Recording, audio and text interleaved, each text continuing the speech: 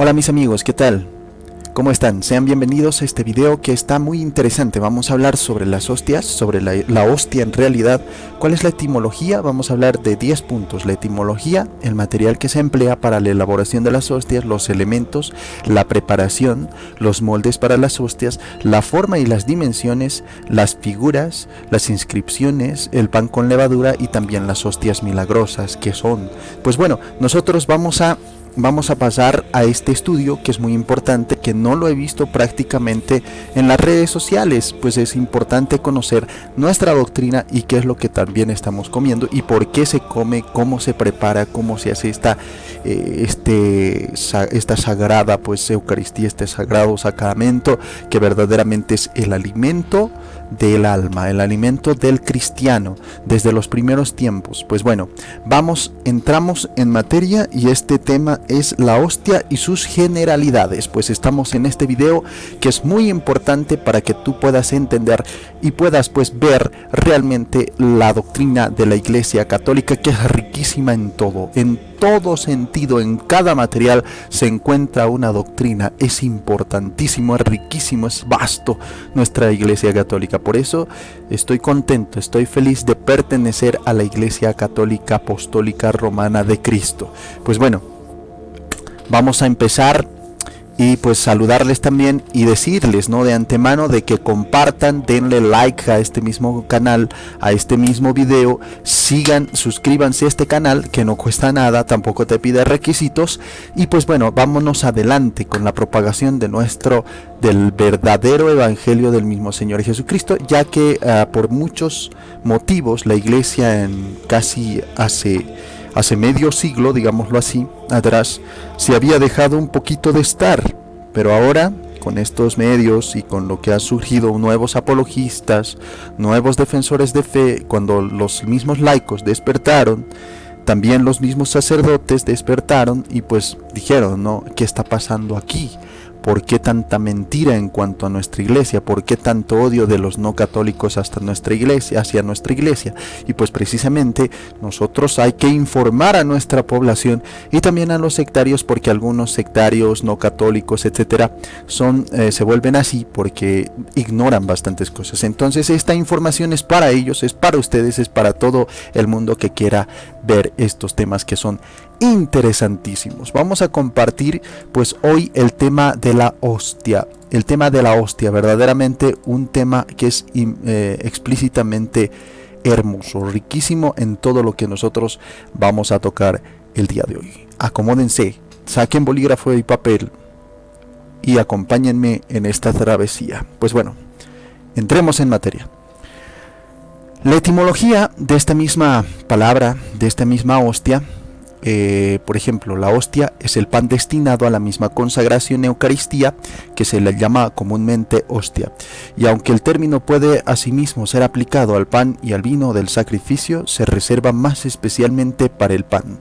Según Ovidio, la palabra viene de hostis, que significa enemigo, hostibus o domitis, hostia nomen habet, porque los antiguos ofrecían a sus mismos enemigos vencidos como víctimas a los dioses. Sin embargo, es posible que la hostia se derive de hostire o de hostire, como tú quieras pronunciarlo, que significa golpear, según se halla también en Pacubio.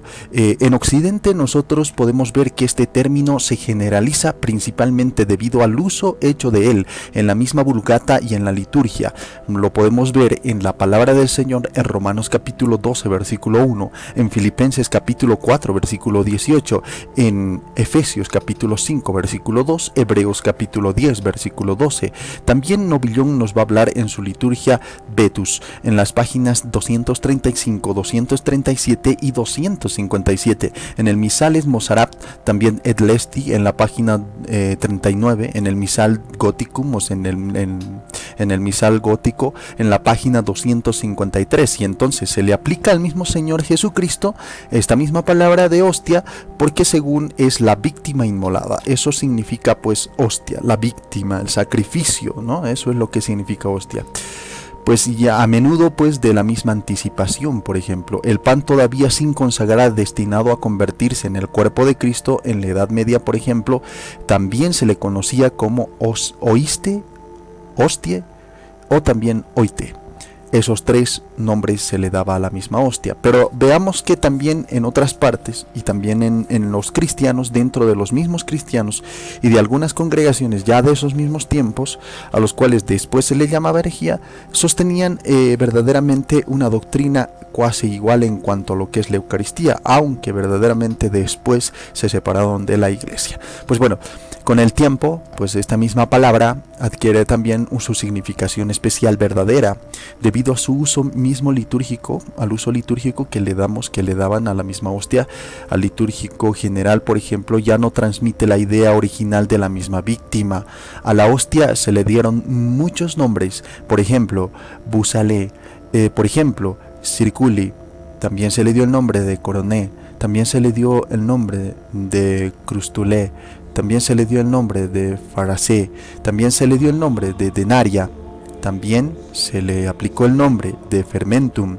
A la hostia se le llamó también Formaté, también se le llamó Formulé, también se le llamó Panes Altaris, también se le llamó Eucharistici, también se le llamó Divini, también se le dio Dominici, también se le dio Mysterium, también se le llamó Nomulari, también se le llamó Orbiculares, también se le llamó a la hostia Reticulari, también Santi, también Santorum, también se le llamó Tesselati, también Vitae, también se le llamó Numni, también se le llamó Particule, también se le llamó Placente, también se le llamó Placentulae Orbiculares, también se le llamó Portiones, también se le llamó Rotuel, también se le llamó Sensibila, etcétera y etcétera. En los tiempos antiguos se le llamó de esas mismas maneras a la misma hostia. Tiene bastantes nombres si ustedes pues van a la misma etimología de esta misma hostia. Entonces, el uso de este mismo significado de esta misma hostia le dio bastantes connotaciones, bastantes denominaciones, bastantes, se podría decir, nombres, ¿no? Y pues bueno, por ejemplo, vamos a ver que los mismos griegos llamaban o llaman también hasta el día de hoy a la misma hostia artos, que significa pan. También le llaman los mismos griegos doras o dora, que significa dones. Merdia también le llaman, que significa partículas, y también prósfora, que significa oblaciones. Luego de la misma consagración de las mismas partículas toman el nombre de margarital, que significa perlas, después de la consagración en la iglesia greca. Pues antes de su misma consagración, los coptos, hablando de estos mismos coptos, la llaman baraco, los sirios la llaman paristo, o sea, que significa pan, también la llaman burchan, que significa primicias, y también cúrcubano, que significa oblación. Los nestorianos, hablando de estos mismos herejes, ya designados herejes, antes no eran tanto así, pero pues bueno, ellos mismos le llaman sata, que significa primogénito, o también le llaman agnus, que significa cordero, y los también mingrelianos también le llaman sabiskiri, o también después de la misma consagración los mismos coptos la llaman a la hostia corbán, que significa oblación. Los jacobitas la llaman tabo, que significa sellos. Los sirios la llaman gamoro, que significa carbones encendidos, y por la misma anticipación estos nombres se aplican a veces al pan incluso antes de su misma consagración. El material que se utiliza para las hostias. Ya hemos visto la etimología, la historia de estos mismos nombres y por qué llega a ser una hostia verdadera, la misma hostia, valga la redundancia. Vamos a ver ahora el material que se utiliza para la formación, para el diseño, para verdaderamente lo que es la elaboración de estas mismas hostias. Pues el material válido de la misma hostia eucarística es el trigo no adulterado, reducido a harina, difluido con agua natural y cocido al fuego. Algunos teólogos, ¿no?, han discutido el uso de diferentes harinas, pero si exceptuamos, por ejemplo, a Paludano, que considera válido el pan hecho con el mismo almidón, y al mismo Cayetano, que permite el pan hecho con cualquier tipo de grano diluido con leche, podemos decir que los mismos teólogos están de acuerdo sobre el rechazo del trigo sarraceno. La cebada, por ejemplo, la harina, por ejemplo, la avena, etc. Santo Tomás autoriza también el uso de siligo. Bueno, pero este término parece totalmente oscuro.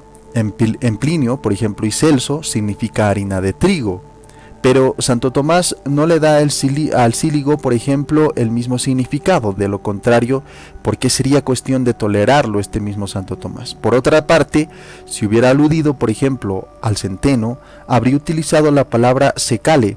Tal vez, con cíligo, este mismo Santo Tomás intentaba designar un tipo inferior de trigo cultivado en suelos mal. Bueno, hemos visto los elementos con que se puede, los materiales, perdón, con que se puede elaborar una hostia o cuáles son los aprobados y los rechazados. Los elementos, veamos ahora sí los elementos de esta misma hostia. Pues en la misma preparación de la hostia ha hecho surgir entre algunas sectas gnósticas prácticas totalmente abominables. Prácticas abominables y también impactantes, de las cuales existe una relación detallada en los mismos escritos de San Epifanio, por ejemplo. A veces se molía la carne de un feto. Qué impactante esto, ¿verdad? Se molía la carne de un feto y se mezclaba con compuestos aromáticos. A veces se amasaba también la harina con la sangre de un niño. Y también había otros procedimientos demasiado desagradables como para mencionarlo. Pero estos mismos horrores fueron descartados, fueron también perpetrados inclusive, ¿no? Solo por unos pocos grupos degradados. Epifanio también en su carta 26 contra los herejes, y San Agustín también en el 26 al 27, menos ofensivos fueron también los artotíritas. Y esto es una secta de la iglesia primitiva que celebraban la cena del Señor con pan y queso, o sea, con pan y queso, imagínense, alegando que las primeras oblaciones en nombre fueron no solo del fruto de la misma tierra, sino también de sus mismos rebaños. Eso como te lo habla también el Génesis capítulo 4, versículo del 3 al 4. O sea, miren cómo celebraban estos que eran totalmente sectarios, ¿no? Con pan y queso, imagínense. Y aquellos que, como ellos componían también una mezcla de pan y queso, o a la manera también de los barsanianos, vamos a llamarles así, que utilizaban también una pizca de harina sin diluir, y todas las comunidades orientales, excepto los mismos armenios y también los maronitas, usan el pan leudado. Sabemos también que los griegos han considerado el asunto del pan sin levadura, o sea, nosotros podemos ver, por ejemplo, el pan de ácimo, pan sin levadura, pero ya sea fermentado o sea también ácimo, el pan es el elemento. Y un gran número de griegos también admiten que los mismos tipos constituyen un material válido para el mismo sacramento. En la Iglesia del Occidente es práctica uniforme usar el pan totalmente sin levadura. Propiamente hablando, los mismos luteranos dan poca importancia a si el pan es o no fermentado, pero por lo general lo utilizan sin levadura los mismos luteranos. Los calvinistas utilizan solamente el pan común, aunque cuando su secta estaba también en su infancia había algo de indecisión sobre este mismo punto. En Ginebra, por ejemplo, el pan fermentado se utiliza también exclusivamente por varios años. Y Teodoro de Beza, hablando de este grande, que es también mencionado, Teodoro de Beza sostuvo que cualquier tipo de pan, sin importar su origen, era adecuado para Eucaristía, y esto lo dice Beza, o sea, un campeón de los mismos protestantes. La liturgia anglicana, por ejemplo, de 1549, prescribe también el uso de pan sin levadura. En Occidente y en Oriente, hablamos ahora sí de Oriente, los jacobitas y nestorianos sirios amasaban su pan de altar con una pasta de aceite y sal, una costumbre censurada por los mismos egipcios. Los sabatías, o los sabaitas, como tú quieras llamarlo, o también los cristianos de San Juan preparaban sus hostias de harina, vino y aceite. Los coptos y abísimos la consagraban con el pan leudado, excepto el jueves santo y el día 12 de junio, y los migrelianos también utilizaban todo tipo de pan, y sus hostias se hacen generalmente de harina mezclada con agua y vino. La preparación de esta misma hostia es precisamente así. Bueno, los primeros cristianos pensaban reproducir la apariencia de los mismos panes de proporción. Pues bueno, esto es algo que es totalmente especulativo, porque verdaderamente no se puede probar. De la liturgia judía, por ejemplo, ellos simplemente usaban el pan que servía como alimento, o sea, el pan que ellos comían. Parece que la misma forma difería muy poco de lo que es en nuestros días. Por ejemplo, los panes descubiertos en el horno de una panadería en Pompeya pesaban alrededor de 1 libra, pesaban pues 1 libra cada uno de estos mismos panes. Uno de estos panes pesaba 1 libra, imagínense, perfectamente conservados. Medía alrededor de 7 pulgadas de diámetro. 7 pulgadas, era 7 pulgadas cada pan, y fue también plegado con 7 crestas que facilitaban la rotura de la misma barra sin la ayuda de un cuchillo. Otros panes, representados también en bajorrelieves, por ejemplo, principalmente en el Museo de Letrán, tenían una incisión en forma de 2 líneas cruzadas, o sea, en una cruz, digámoslo así, en una cruz X, digámoslo así, ¿no? Y por esta razón fueron también llamados cuadra, para que la oblación eucarística se debió pues haber preferido panes de este mismo tipo por la señal de la cruz trazada ya en ellos, o sea, había una cruz en ellos, en estos mismos panes. De hecho, los mismos cristianos, estos mismos cristianos de los primeros tiempos, más antiguos, nos muestran también panes marcados de esta misma manera. Las pinturas de las mismas catacumbas y algunos bajorrelieves muy antiguos representan panes marcados con este mismo signo que era la cruz, y otros simplemente marcados con un puntito. Le ponían ahí un puntito. Las crestas estaban pues destinadas a facilitar la partición de la misma barra, y es probable que su mismo número era regulado por el tamaño de la misma hogaza de uso común. Un fresco en el cementerio de Lucina, por ejemplo, representa un pez, el símbolo de Cristo, y también en su misma espalda una canasta que contiene el vino y también el pan eucarístico, este último marcado con un puntito. Un mármol de Módena muestra 5 panes marcados con una cruz, o sea, marcados con una cruz. Por respeto al mismo sacramento, algunos de los fieles no dieron su consentimiento para que el pan fuese elaborado por panaderos, y ellos mismos se hicieron cargo de este mismo pan. Se citan varios ejemplos antiguos, en particular el de Cándida, por ejemplo, la esposa de uno de los mismos generales de Valeriano, que trabajó pues toda la noche amasando y moldeando con sus mismas propias manos el pan de la misma oblación. En la regla, por ejemplo, de San Pacomio, se recomienda a los mismos religiosos que se dediquen pues a la misma meditación mientras amasan este mismo pan de este mismo sacrificio. Y pues se menciona también a la reina también de Radegunda, por ejemplo, por la misma reverencia con la que ella cuidaba la preparación de estas mismas hostias destinadas a ser consumidas en su mismo monasterio de Poitiers, por ejemplo, ¿no? Y en muchas también iglesias de los mismos alrededores esta misma daba pues o proveía estos mismos panes eucarísticos. Teodulio, por ejemplo, obispo de Orleans, ordenó también a sus sacerdotes que hicieran los panes de altar ellos mismos, o que los mismos jóvenes clérigos lo hicieran en su presencia, y muchos hechos vienen también a demostrar la prevalencia y el alcance de esta costumbre en los monasterios. Por ejemplo, las hostias se hacían principalmente durante las semanas previas a la misma fiesta de Navidad, a la Pascua y a Pentecostés, y el proceso también asumía un carácter muy solemne.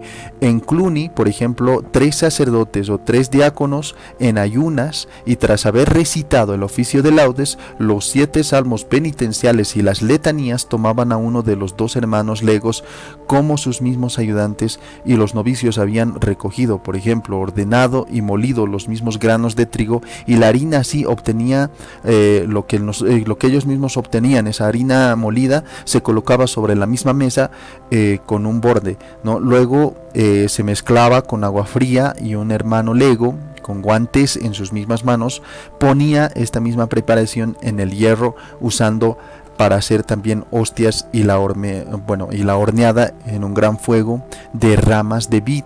Otros 2 operadores pues tomaban las hostias según eran horneadas y las cortaban, las comparaban, y si era necesario pues descartaban las que estuvieran manchadas, o también las hostias que estuvieran, o los panes que estuvieran totalmente agrietados. Pues bueno, esto es precisamente lo que te enseña la preparación de la misma hostia. Es muy importante que nosotros tengamos que ver esto, que es también preciso, ¿no?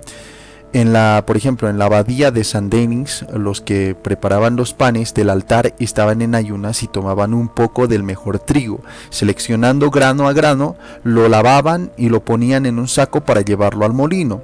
Las piedras de molino eran también lavadas para esa misma ocasión, y a continuación un religioso se vestía con el alba y molía el trigo, mientras que 2 sacerdotes y 2 diáconos, revestidos también en albas y amitos, amasaban la pasta en agua fría y horneaban también las hostias. El Saint Etienne de Caen, los religiosos empleados en este trabajo cenaban juntos ese mismo día, y su mesa se servía igual que la del abad. Por ejemplo, algunos monasterios cultivaban el trigo eucarístico en un campo especial, al que llamaban el campo Corpus Domini.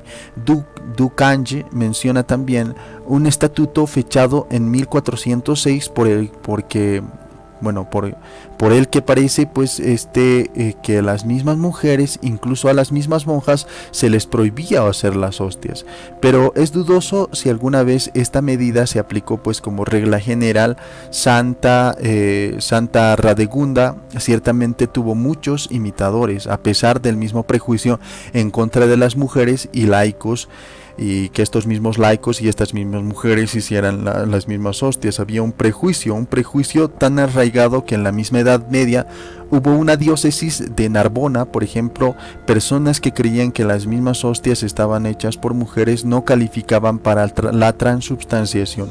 Eso es algo que también ustedes tienen que saber. En principio, como ahorita están viendo en esta foto, no calificaban las mujeres para realizar pues las hostias. En algunas comunidades, no en todas, vamos a decirlo así. Vamos a hablar la verdad. En algunas comunidades las mujeres no calificaban para hacer las hostias, o si las hacían, pues no era tomado en cuenta como, digamos, el pan eucarístico que se iba a vertir, y tampoco se podría hacer la transubstanciación con esas mismas hostias hechas por las mujeres. Miren qué radicalismo, ¿no?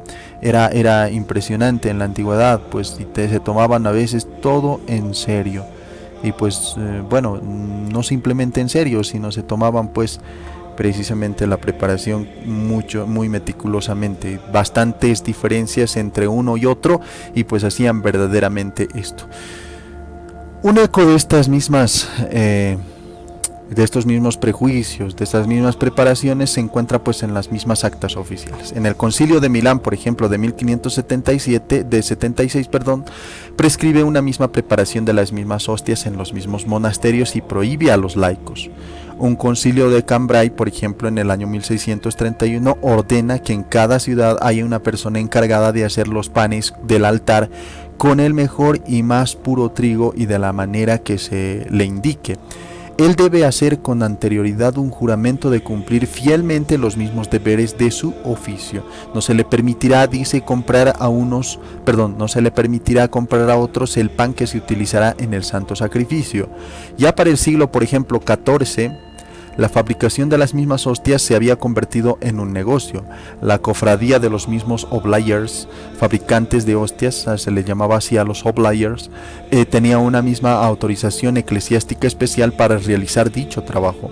El liturgista, por ejemplo, Claude de Bert, menciona un signo utilizado por ellos mismos en el siglo XVIII aproximadamente en la ciudad de Puy, o de Pai, como ustedes quieran pronunciarlo. Saint-Cephon dice de belles hostias avec la permisión de Melchior Pai. Antes de la misma Revolución Francesa, en muchas diócesis, cada cura hacía las hostias a utilizarse en su propia iglesia. En la actualidad, pues muchas parroquias recurren a las comunidades religiosas que hacen un especial en panes del altar. Esto también ofrece a la misma iglesia una garantía contra las mismas falsificaciones a las que siempre hay que tener cuidado, y si ocurre al mismo comercio, los mismos fabricantes sin escrúpulos han sido culpables de adulterar la harina de trigo con alumbre, sulfatos de zinc y cobre, carbonato de amonio, potasio, magnesio, o bien de sustituir la harina de trigo por harina de frijol o de arroz.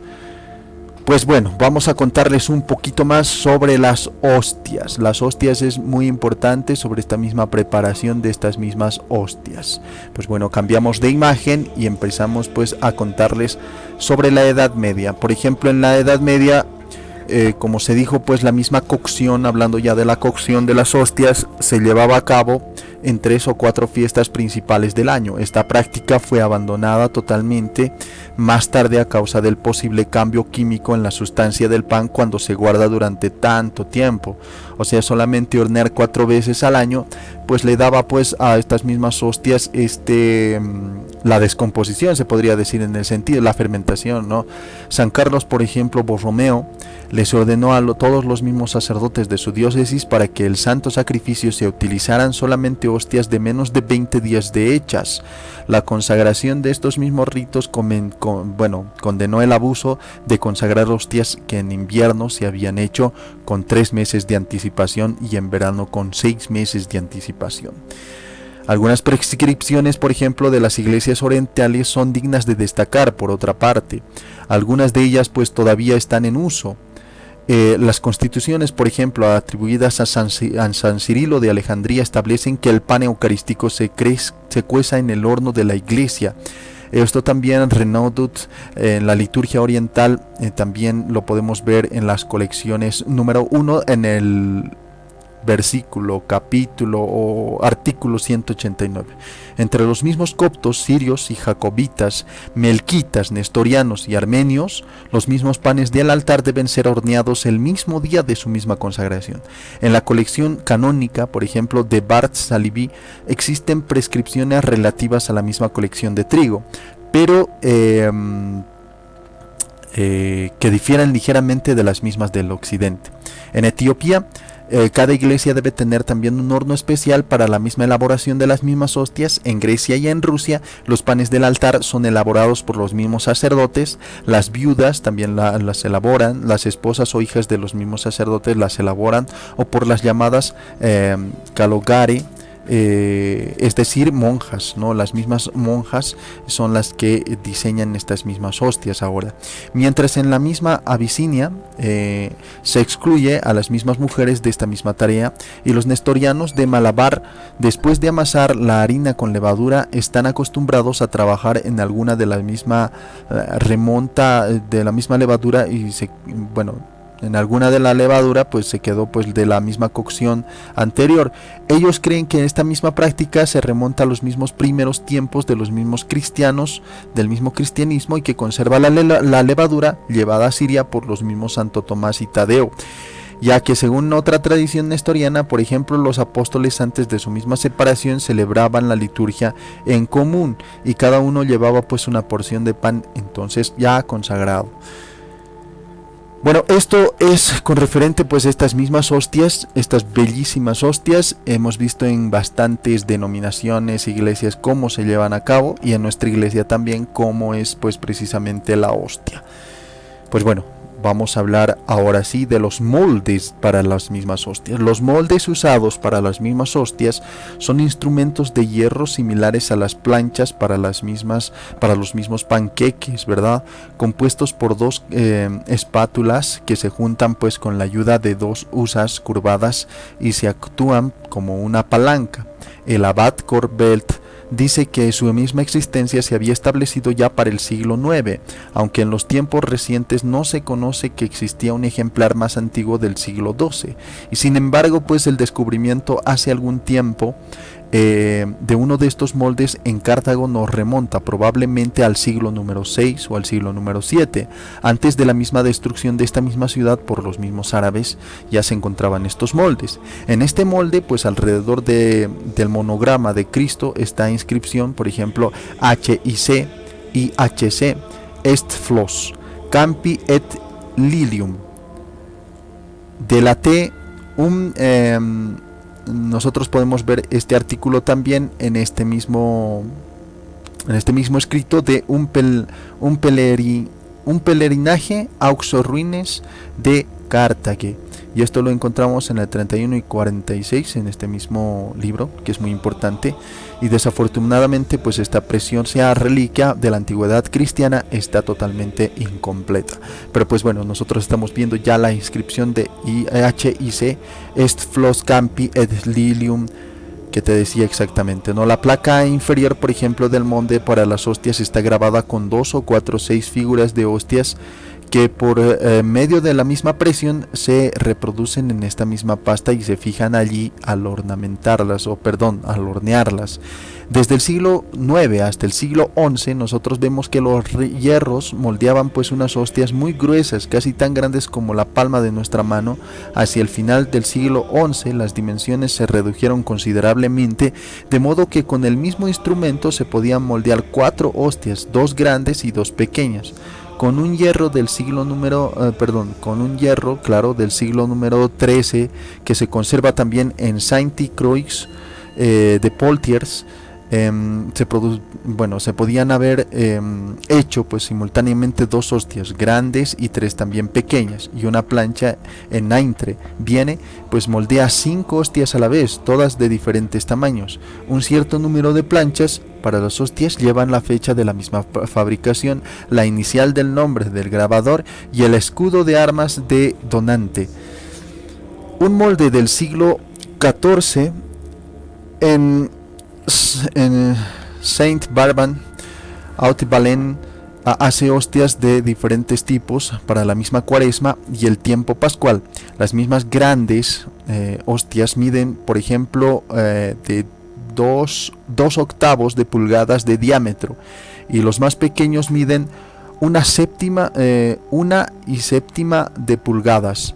En el mismo periodo, algunas mismas hostias grandes tenían un diámetro, por ejemplo, de 23 cuartos de pulgadas, y una misma plancha del siglo número 15 en Betín, en Viena, estamos hablando en Viena, hace hostias que llevan pues la figura del Cordero Triunfante de la Santa Faz, por ejemplo, rodeada por flores de lis, también de la crucifixión y de la misma resurrección. En el siglo número 16 en la Menai, en Nievre, por ejemplo, se hacían hostias que representaban al mismo Señor Jesucristo sentado en su trono, impartiendo también su bendición, y al fondo tachonado también de estrellas en Montjean, en Main et Loire, eran también estampadas con la imagen de Cristo crucificado y Cristo resucitado, delicadamente enmarcadas en lirios y también en rosas, y de aspecto totalmente heráldico.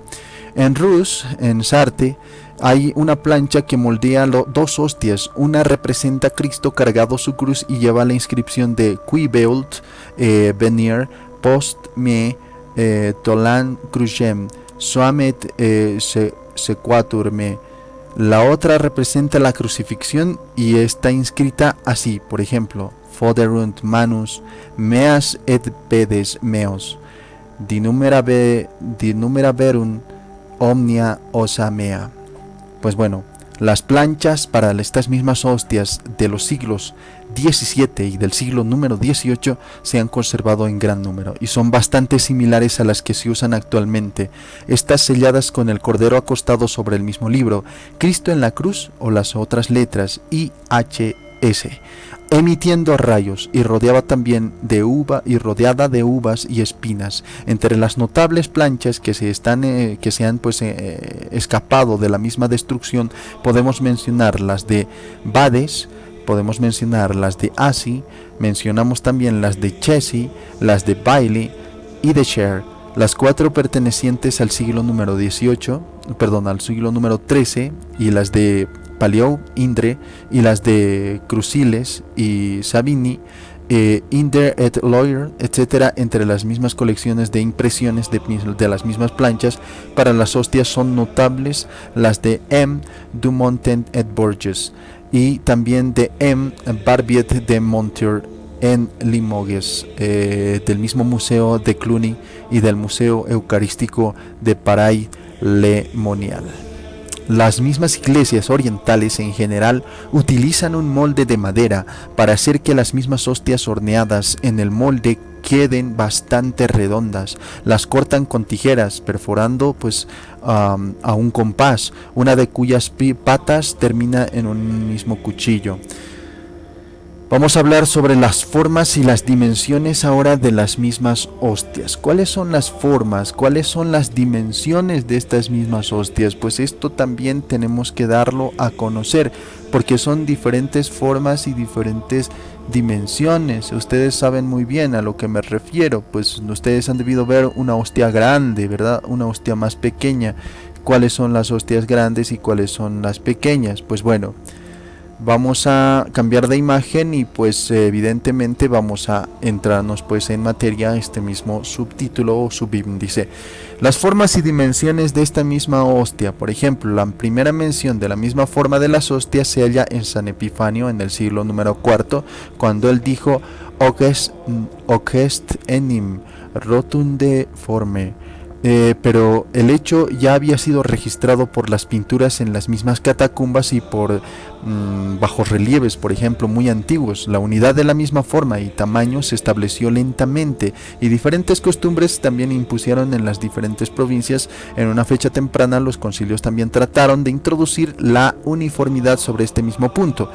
Uno, celebrando pues el Arles en el año 554, ordenó a todos los mismos obispos de esa misma provincia a utilizar pues hostias con la misma forma que las utilizadas en la misma iglesia de Arles, según Mabillon. Ya para el siglo número 6, las hostias eran tan pequeñas y finas como las de ahora, y se afirma que desde el siglo número 8 era también costumbre bendecir las hostias pequeñas destinadas a los mismos fieles, y una medida ventajosa que prescindía también de romper la hostia y por consiguiente evitar las migajas que resultaban.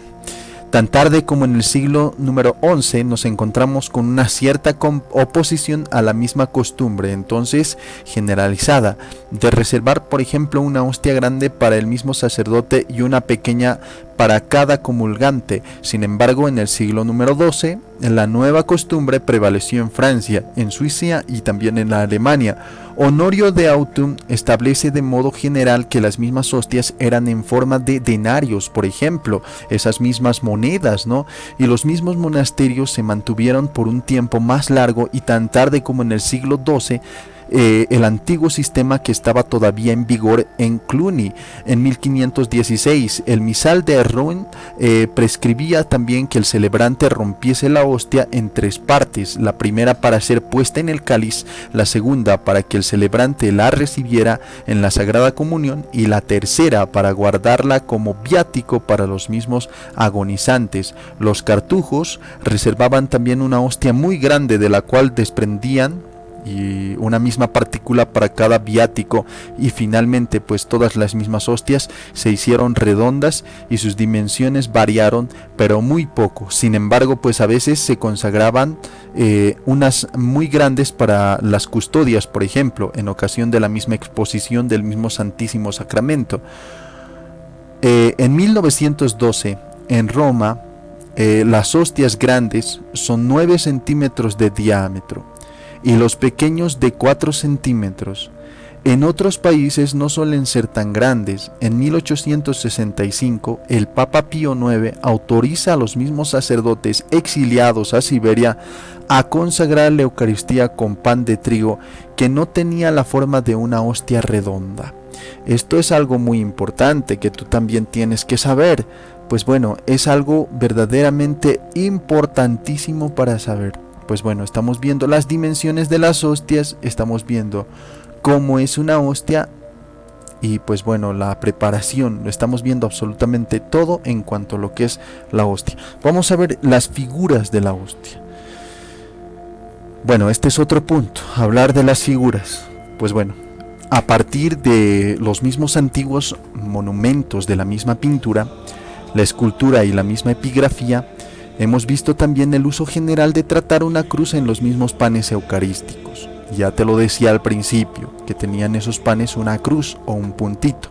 Después una forma de pez también, que en ese entonces pues le llamaban decushati, del latino decushis, una moneda marcada con una X. Para los primeros cristianos de habla griega, por ejemplo, la cruz, o sea, la X, al ser la inicial del nombre de Cristo, o sea, Christos, así, Christos, es decir, Cristos, pues estaban constantemente en evidencia. Pronto se concibió la idea de sustituir la cruz simple por el mismo monograma, y finalmente se añadió a cada lado de las mismas letras el alfa y el omega, es decir, el principio y el final, como en los moldes, por ejemplo, cartagineses. En algunos países, por ejemplo, la simple cruz siguió existiendo durante mucho tiempo. En la diócesis de Arles no se toleró ningún otro signo hasta la Revolución. A partir del siglo número 12, sin embargo, pues la misma cruz se sustituyó casi universalmente por el mismo crucifijo, aunque esta misma forma iconográfica nunca se hizo obligatoria, pues además de la misma crucifixión se encuentra la misma resurrección. Cristo en la columna, el ángel sosteniendo pues un cáliz, el cordero ya sea tumbado o de pie, Nuestra Señora de Belén en el Calvario al ser elevada al cielo, la última cena, la ascensión, la Santa Faz, San Martín dividiendo su capa, Santa Clara llevando el copón, los símbolos de los mismos evangelistas, etcétera, ¿no? Había bastantes inscripciones, bastantes figuras. Hablemos ahora de las inscripciones, de las letras. Primero hemos hablado de las figuras, o sea, de las imágenes que tienen. Ahora vamos a hablar de las letras. Estas letras que son impresionantemente bellas, estas letras que verdaderamente tienen pues mucha historia. Y pues vamos a ponerte aquí esta misma imagen, no sé si tú la estás viendo. Es muy importante también que tú la veas, o esta también otra imagen que también es muy interesante que tú la veas. Ahí en pantallas estás tú viendo las figuras de las mismas las inscripciones de las hostias, y en este también vamos a darte a conocer esta inscripción que es la que nosotros hoy vemos. Pues bueno, el pan elaborado, hablando de las inscripciones, pues el pan elaborado por los mismos panaderos romanos llevaba el nombre del fabricante o sus mismas iniciales, y parece que esta misma práctica se extiende pues incluso al mismo pan eucarístico. Pero en este asunto nuestra información es totalmente vaga, porque o sea, podemos ver en algunos casos y en algunos no, en la misma ciudad, en la misma congregación, por ejemplo. Con frecuencia también nosotros leemos una inscripción de carácter simbólico o místico, como la que se encuentra en los mismos moldes de la hostia de Cartago, y estos son algunos de los ejemplos más comunes. Por ejemplo, el IHS, que es Jesús, es el mismo Jesús, o también las letras IHSXPS, es decir, Jesucristo. O sea, primero puedes ver, como estás viendo en tu pantalla, el IHS, que significa Jesús, o el IHSXPS, que significa Señor Jesucristo, o Jesucristo simplemente.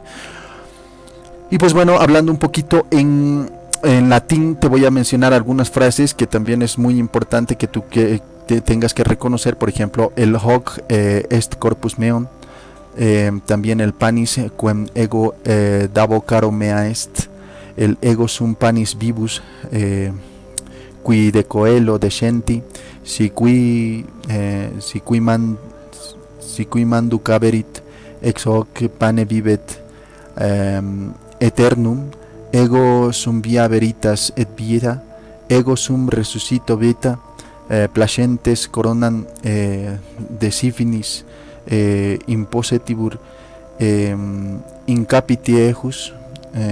También te puedo mencionar estas otras frases como el foderunt measet pedes meos, también el dinumeraverunt omnia osa mea, et clamans Jesus voce magna emisit spiritum, resurrectio Domini, in hoc signo vinces Constantine. Pues bueno, todas estas inscripciones nosotros vemos a lo largo del tiempo. Vamos a hablar del pan con levadura. Ahora sí, hablemos un poquito del pan con levadura, que es también importantísimo mencionar el pan con levadura. Pues bueno, el pan con levadura, las hostias con levadura de los mismos griegos son de un tamaño grande y a veces son redondas y triangulares también, o en forma de una cruz también lo podemos ver, o sea, varían en su forma, pero más a menudo cuadradas, son cuadradas también en el pan de las mismas hostias en los mismos griegos. En la parte inferior tienen una huella cuadrangular dividida en cuatro partes iguales por una cruz griega y con la misma inscripción IC, XC, Ni y también la K, que significa Jesus Christus Nikai, es decir, Jesucristo es el vencedor.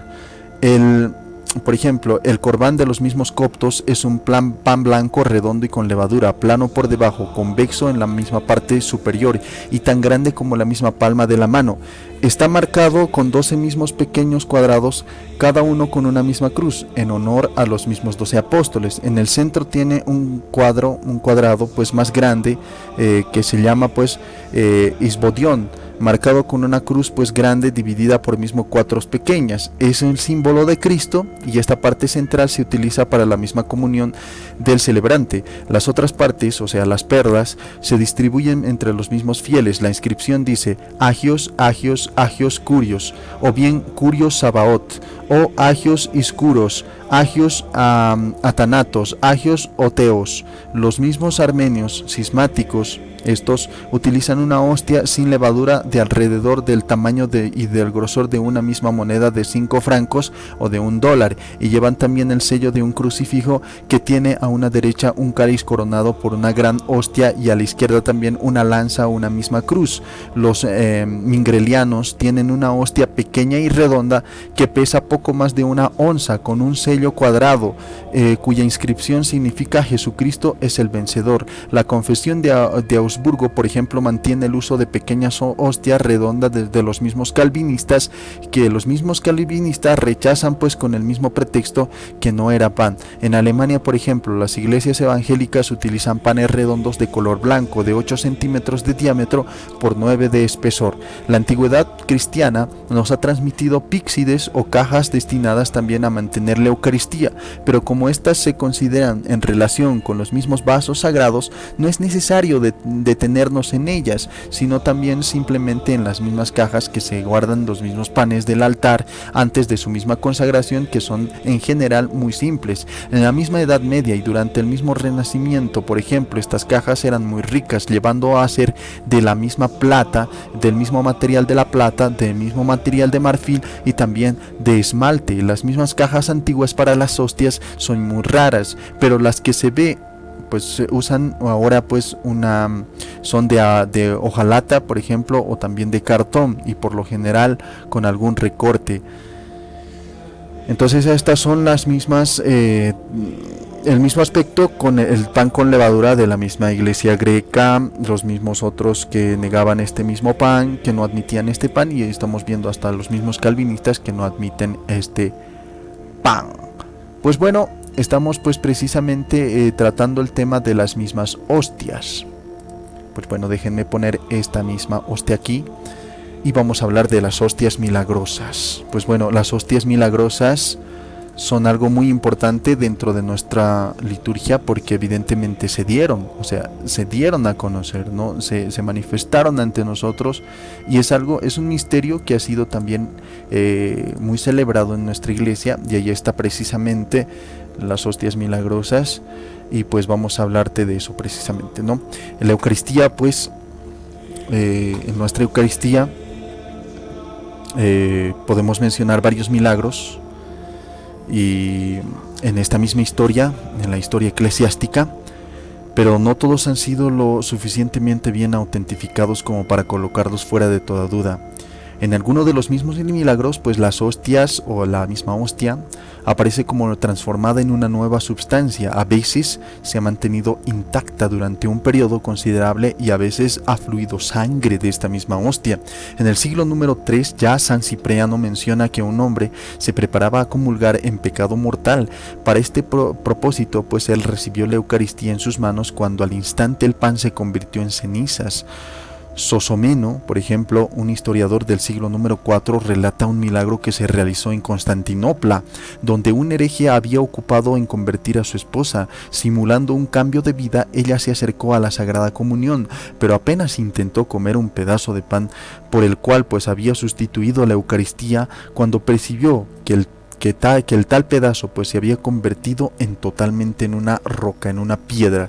Alrededor del siglo número 9, cuando comenzaron pues a aparecer las mismas herejías antieucarísticas, los relatos de milagros se multiplicaron de tal modo para convencer hasta el más obstinado. Juan el Diácono, por ejemplo, le atribuye el acto más extraordinario a Gregorio el Grande, por ejemplo, cuando relató que este mismo pan había hecho salir sangre de un corporal con la misma punta de un cuchillo. En el siglo número 9, San Pascano, Radberto, por ejemplo, escribieron sobre el mismo cuerpo y la misma sangre del mismo Salvador.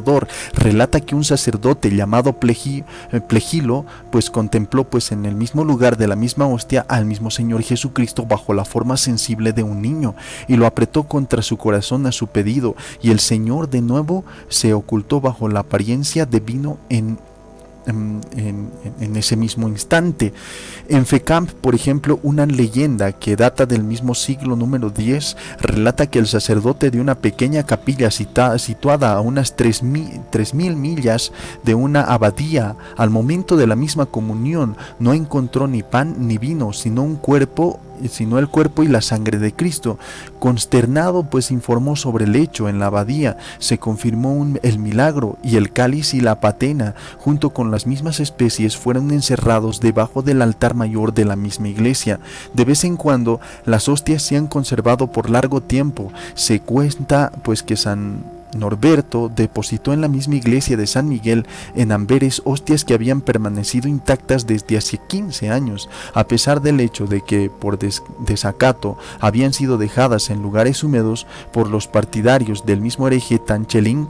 La fiesta llamada Saint Sacrament du Miracle fue celebrada también solemnemente durante los siglos en Douai, donde desde el martes de Pascua del 14 de abril de 1254 hasta la época de la Revolución se llevaba a cabo una procesión anual en conmemoración de la misma hostia, en la que la gente declaraba que habían visto claramente el cuerpo del Señor. En la hostia, por ejemplo, de 1792, una hostia milagrosa desapareció. Se creyó que había sido encontrada de nuevo en un legado hecho por uno de los mismos fieles, pero por falta de certeza no se le rindió ningún honor después. La colegiata de Santa Gúdula en Bruselas conserva hostias maravillosas que después de la misma perpetración de muchos atentados por parte de los mismos judíos en 1370 fueron recogidas, y posteriormente a 1529 se convirtieron en motivo de una procesión anual que todavía se celebra. Se dice que en el siglo número 13 de una hostia salía sangre milagrosa y que duró por mucho tiempo después sin la más mínima alteración. Durante la Edad Media se informó de milagros de hostias sangrantes en muchos lugares, y tanto el milagro como el sacrilegio que le ocasionó se conmemoraban a veces con procesiones o monumentos. En 1290, un judío de París cometió una serie de atentados contra una hostia y fue condenado a muerte. Sobre su casa se erigió una capilla expiatoria, y este santuario fue nombrado sucesivamente la Maison aux Dieux Fut Bulini, pues l'Église du Secours Bulant, la Chapelle du Miracle, y finalmente se le llamó l'Église des Billetes. En 1444 este episodio fue dramatizado, y en 1533 en la fiesta de Corpus Christi se representó en Laval el misterio de la hostia sagrada. También podríamos mencionar la hostia milagrosa que sangraba cuando era tocada por manos prófanas, y la cual también fue llevada a la abadía de Erkenrod, en el condado de Los, en 1317, donde fue venerada hasta la época de la misma revolución, y el milagro de Banot, que ocurrió en 1331 en la diócesis de Autun. En la actualidad, la diócesis de Dijon usan cuando la hostia dejó una misma impresión sangrienta en un paño. En los tiempos más antiguos muchas ciudades poseían una hostia milagrosa, pero la Revolución Francesa destruyó cierto número de ellas, especialmente la de Dijon, donde cada año se celebra todavía una misa de expiación a la iglesia de San Miguel. En otros lugares las hostias milagrosas han desaparecido, pero su antigua fiesta se conmemora todavía. En el siglo número 17, la abadía beneficitia de Favenray, Autesson, fue el escenario de un milagro notable. En la noche del 23 de mayo de 1608, mientras se realizaba la exposición del Santísimo Sacramento, un incendio consumió el sagrario, los manteles y todo el altar, pero la custodia se mantuvo fija al ser suspendida en el aire sin ningún apoyo. Este prodigio se promulgó durante 33 horas y fue bien autentificado por miles de personas, y fue objeto de una misma investigación, cuyos documentos se han conservado. Ya la custodia, pues contenían 2 hostias, de manera que el crucifijo podía ser visto desde ambos lados. Una de las mismas hostias se le dio a la ciudad de Dole, donde fue destruido en 1794, y la otra se conserva en la iglesia parroquial de Favenray, donde se celebra pues el aniversario anualmente el lunes después de Pentecostés. Estos milagros han sido seleccionados entre una multitud de otros mismos, muchos más milagros, y no hemos pretendido también poner un relieve el más auténtico o el más maravilloso. Por otra parte, el tema que acabamos de tratar es tan vasto que sería fácil de compilar a partir del mismo material histórico, una obra de gran interés teológico, tanto concluyente como detallada. La bibliografía que nosotros estamos utilizando es precisamente la obra más completa sobre este tema, a pesar de unas pocas lagunas y ocasionalmente crítica débil. Es Corblet, Historie dogmatique et archéologie du sacrament de l'Eucharistie, de París, de 1886. Esto está en el volumen número 2 del el artículo, la página 556.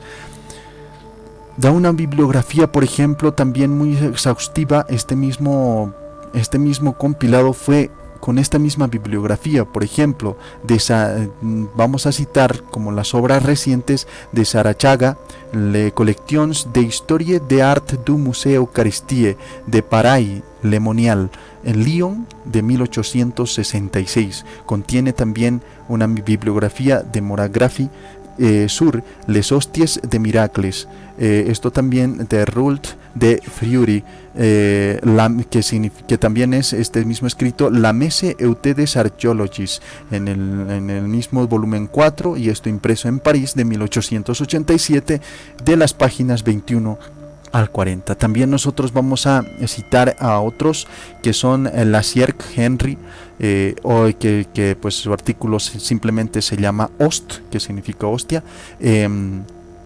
En The Catholic Encyclopedia, también la enciclopedia católica, en el volumen 7, impreso en Nueva York, también de Robert Appleton Company, de 1910 al 19, también en marzo del 2012. Y también vamos a citar a Luz María Hernández Medina, y también en la enciclopedia católica, que precisamente te estamos dando a conocer todos estos artículos a través de esta misma bibliografía. Espero te haya gustado este tema, que ha sido muy interesante el poderlo haber tratado contigo, y recordemos que las hostias precisamente tienen esa validez que nosotros tenemos que ver. En toda la historia se utilizaban hostias, en toda la historia pues el mismo cuerpo de Cristo se hacía presente entre nosotros. Al final pues nosotros recibimos, como vemos ahí en pantallas, esta misma hostia con una misma sumisión, con un mismo corazón totalmente limpio. Y pues bueno, después de confesados, pues porque estamos recibiendo verdaderamente el cuerpo de Cristo, estamos recibiendo la Eucaristía que el mismo Cristo pues instituyó. Estamos recibiendo pues esa Eucaristía que nosotros tenemos que discernir. Miren esto. Esta imagen a mí me ha causado mucha reflexión, me ha impactado bastante. Me gusta mucho esta imagen, para ponerla ahí está a mi lado. Esta imagen precisamente te va a dar a conocer de lo que verdaderamente es la hostia. Y pues bueno, el sacrificio de Cristo, la víctima del Cordero de Dios, ese mismo Señor Jesucristo, es el mismo pan y es el mismo vino. Bueno, nos encontramos en otra transmisión. Espero que te haya gustado este dato informativo de este mismo video. Muchas gracias y nos encontramos muy prontito ya, tocando otros temas también de interés universal, católico. Nos encontramos. Mi nombre es Boris Soto y pues pertenezco a la Iglesia Católica Apostólica Romana.